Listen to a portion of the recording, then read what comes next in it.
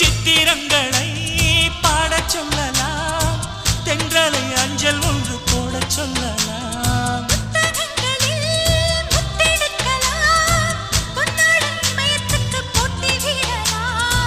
பூமிக்கு பொட்டு வைத்து பார்க்கலாம் பார்க்கலாம், பூவுக்கும் ஆடை தைத்து போடலாமா?